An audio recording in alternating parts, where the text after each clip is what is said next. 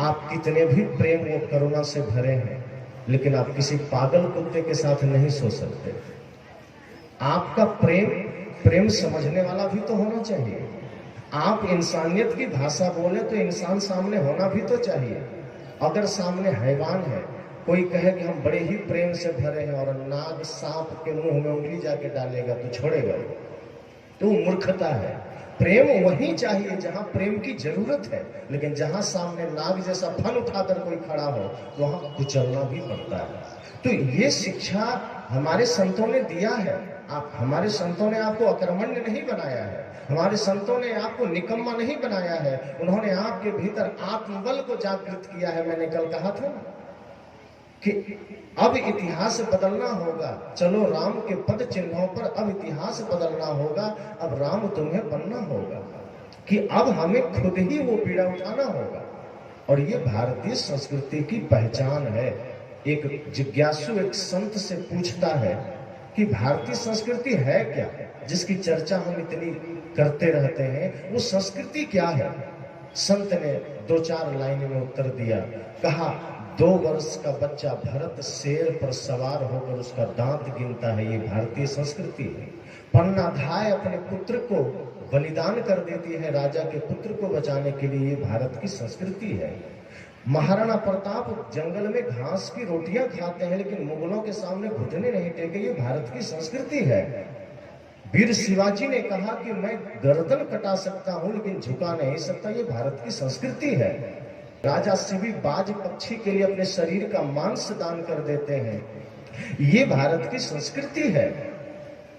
विवेकानंद जैसे संत जब अमेरिका जाते हैं और वहां के लोग उनका मजाक उड़ाते हैं, उनके बारे में उटपटांग बोलते हैं, भारत के बारे में उटपटांग बोलते हैं और कहते हैं भारत की स्त्रियां तो पुरुषों का गुलाम है, भारत की महिलाएं तो पुरुषों के पीछे चलती है और सिर झुका के चलती है। हमारे अमेरिका में देखो, हमारे देश में देखो, हाथ में हाथ डाल करके एक दूसरे का हाथ पकड़ करके हमारे यहाँ लोग चलते हैं, लड़के और लड़कियां। लेकिन भारत में देखो, स्त्रियां तो पुरुषों के पीछे चलती हो तो गुलाम है।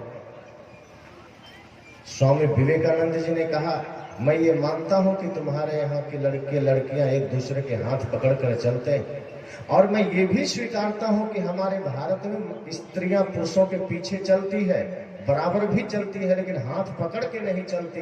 कारण सिर्फ इतना है कि हमारे भारतीय संस्कृति की ये विराटता है, ये पवित्रता है कि हमारे यहाँ के नारियों को अपने पुरुषों पर भरोसा है कि ये 7 जन्म के लिए मेरा है, हाथ क्या पकड़ना। तुम्हारे यहाँ भरोसा ही नहीं है, इसलिए हाथ पकड़ के चलते हैं कि कब छूट जाए क्या पता। ये भारत की संस्कृति है, ये भारत की पहचान है, ये भारत की मर्यादा है। और यहाँ ये भाव नहीं है। आप एक चीज और आप देखेंगे, अंग्रेजी में एक शब्द है डाइवोर्स और एक शब्द है तलाक। इन दोनों का हिंदी में कोई शब्द है क्या? आप बता पाएंगे?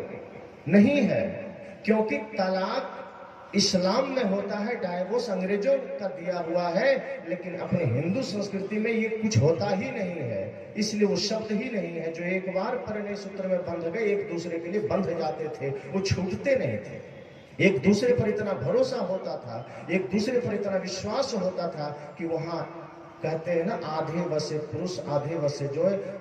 शिव जी ने अर्धनारीश्वर रूप धारण करके यही तो संकेत जगत को दिया था कि पुरुष और स्त्री में कोई भेद नहीं, जब एक हो जाए तो कभी अलग हो नहीं सकते। तो ये संस्कृति हमारी है और भारत में रहने वाले सभी लोग भारतीय हैं। सबसे बड़ी पहचान हमारी यही होनी चाहिए। हम जातियों में पट जाते हैं, हम संप्रदायों में पट जाते हैं, हम मजहबों में पट जाते हैं। मैं तो कहता हूं भारत में बसने वाले हिंदू मुस्लिम सिख ईसाई सभी अपनी पहचान सिर्फ भारतीय होने का रखें और अपने ही भारतीय संस्कृति भारतीय महापुरुषों के प्रति निष्ठा रखें। आप भारत में जीते हैं, भारत के प्रति निष्ठा रखें और ये सोचें कि ये भारत ही हमारा देश है, भारत ही हमारी संस्कृति हमारी पहचान। क्योंकि मैं कहा करता हूँ, एक व्यक्ति अपने माँ के गर्भ से ही जन्म नहीं लेता, एक संस्कृति के गर्भ से भी जन्म लेता है। और हम सब ने जिस संस्कृति के गर्भ से जन्म लिया है उसका नाम भारतीयता है, और जिस देश में हमने जन्म लिया है उसका नाम भारत है। इसलिए उसकी सुरक्षा, उसकी मर्यादा, उसके प्रति अपना समर्पण अनिवार्य है। मैंने कहा सतगुरु कबीर जैसे संत हमारे भीतर उसी आत्मविश्वास को जगाते हैं। वे कहते हैं कि आप जैसा हैं वैसा रहिए, प्रकृति ने आपको जैसा जगत में भेजा है वैसा ही रहिए, डुप्लीकेट मत बनिए। जब बच्चा धरती पर आता है कितना प्यारा होता है, कितना मासूम होता है, इसलिए हमारे ऋषियों ने बच्चे को भगवान का दर्जा दिया है, बाल रूप अर्थात भगवान का दर्जा। क्यों? क्योंकि न तो उसमें ईर्ष्या है, न द्वेष है, न छल है, न प्रपंच है, न नशा है, न दुर्व्यसन है, न व्यभिचार है। एक शिशु का जीवन वाकई में भगवान का स्वरूप है। लेकिन वही जब संग में धीरे धीरे पढ़ते जाता है, मित्रों के, माता पिता के, परिवार के, तो उसके अंदर मजहब की कीड़े, जातीयता के कीड़े, भाषा के कीड़े, तमाम प्रकार के विवादों के कीड़े, धीरे धीरे जहर कीड़े भरते भरते वो व्यक्ति फिर एक भारतीय नहीं रह जाता। वो कहीं ना कहीं किसी रूप में वो एकांगी हो जाता है, या तो परिवार के लिए जिएगा या अपने लिए जिएगा, फिर वो राष्ट्र के लिए, समाज के लिए जीने का नाम ही नहीं जानता। इसलिए हमारे ऋषि कहते हैं, हमारे संत कहते हैं कि सबसे पहली बात कि जिस रूप में हम इस धरती पर आए हैं, हमें उसी रूप में आगे चलते जाना है। जिस मूल रूप में हम आए हैं उसी रूप में आगे चलते जाना है। हम डुप्लीकेट बन के चले जाते हैं, ओरिजिनल हम रहते ही नहीं हैं। एक इंसान इंसान के रूप में जन्म लेता है, इंसान रह ही नहीं जाता। इसलिए हमारे वेद के ऋषियों को कहना पड़ा मनुर्भव। ये बड़ी बात है, छोटी बात नहीं है।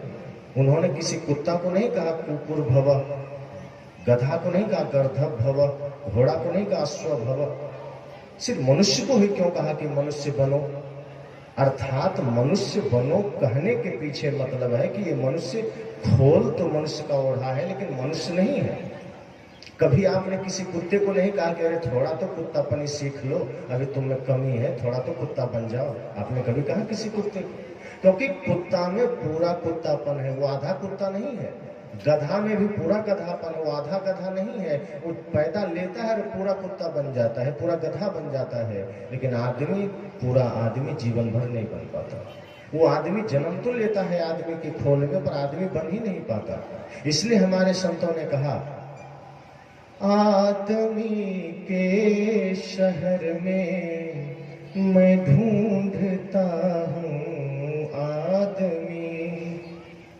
आदमी के शहर में ही खो गया है आदमी के शहर में मैं ढूंढता हूँ आदमी। इसी में पंक्ति और आई है, भक्त या विद्वान कवि, भगवान पंडित मौलवी। भक्त या विद्वान कवि, भगवान पंडित मौलवी, जो भी बनना बाद में पहले बनो तुम आदमी के शहर में मैं ढूंढता हूँ आदमी। संत कहते हैं भक्त बाद में बनना, विद्वान भी बाद में बनना, वैज्ञानिक भी बाद में बनना, पंडित मौलवी भी बाद में बनना, पहले बनो तुम आदमी। अगर आप पहले आदमी बन जाते हैं तो फिर समस्या ही खत्म हो जाएगी, क्योंकि मूल आदमी बनना है, इंसान बनना है। अगर आप इंसान बन गए तो राष्ट्रभक्त बनते देर नहीं लगेगी, लेकिन अगर हैवान बने रहे तो राष्ट्रद्रोही बनेंगे, आप भक्त नहीं बन सकते। एक बार एक पति पत्नी झगड़ा कर रहे थे, आपस में विवाद कर रहे थे। पत्नी कह रही थी कि मैं अपने बच्चे को डॉक्टर बनाऊंगी, पिता कह रहा था पति कह रहा था मैं अपने बच्चे को वकील बनाऊंगा। दोनों में विवाद बढ़ गया। पत्नी अडिग हो गई कि नहीं बच्चा डॉक्टर बनेगा, पति कह रहा है नहीं बच्चा वकील बनेगा। अब इतना झगड़ा बढ़ गया कि पड़ोसी इकट्ठे हो गए, पड़ोसी के लोग आ गए। पड़ोसियों ने कहा क्यों विवाद करते हो, रात का समय है, सोने दो। पड़ोसियों ने कहा कि कम से कम हम लोगों का तो ख्याल करो। पति ने कहा देखो जी, हम चाहते हैं हमारा बेटा वकील बने, बड़ा ही झंझट होता रहता है, गांव घर में झगड़े होते हैं, वकील को फीस देते देते हम तंग आ गए, इसलिए हम चाहते हैं हमारा बेटा ही वकील बन जाए। पत्नी कहती है कि मेरे दांत में दर्द रहता है, कभी सिर में दर्द रहता है, डॉक्टर का फीस भरते भरते परेशान हो गई। बेटा ही डॉक्टर बन जाए कितना अच्छा होगा, इसलिए मैं चाहती हूँ बेटा डॉक्टर बने। पड़ोसी ने कहा अच्छा ठीक, एक बार अपने बेटे से पूछ लो वो क्या बनना चाहता है। कहा बुलाओ अपने बेटे को। दोनों मिलकर कहता है पति पत्नी, बेटा तो अभी पैदा ही नहीं हुआ है। कहा जो पैदा ही नहीं हुआ है उसे तुम डॉक्टर बनाना चाह रहे हो, जिसका अभी आविर्भाव ही नहीं हुआ, जो धरती पर आया ही नहीं, उसे तुम वकील बनाना चाहते हो। अरे पहले बच्चे का जन्म तो हो लेने दो, उसकी मनसा तो पूछो, वो जन्म ले ले, वो बड़ा हो जाए, फिर उससे पूछना वो क्या बनना चाहता है। पहले तुम डॉक्टर इंजीनियर का सपना देख रहे हो, पहले इंसान तो बन जाओ। भक्त भगवान विद्वान कवि तो स्वाभाविक गुण है आपके, आ जाएंगे, वो तो भीतर से प्रकट हो जाएगा। पेड़ के जड़ में अगर आपने पानी डाला है, पेड़ हरा भरा है, फल तो आएंगे, आपको उसमें हाथ डाल के निकालना नहीं पड़ेगा। फल के लिए आपको कुछ नहीं करना है, आपको सिर्फ पेड़ का ध्यान रखना है, आपको सिर्फ पेड़ को हरा भरा रखना है। संत कहते हैं पहले इंसान तो बन जाओ। अभी तो हम इंसान हैं कहाँ, अभी तो अपने अलावा देश समाज की चिंता ही नहीं होती, अभी तो अपने लिए जीते हैं, समाज के लिए नहीं जीते। आप पता ही नहीं कब आंखें बंद हो जाएगी, कब इस दुनिया से जाना हो जाएगा। जब जाते समय कोई हिसाब पूछेगा क्या करके जा रहे हो, तो पता चलेगा हमारा पूरा रजिस्टर खाली है, और भरा है तो पाप से भरा है। राष्ट्र के लिए, मानवता के लिए हमने कुछ नहीं किया।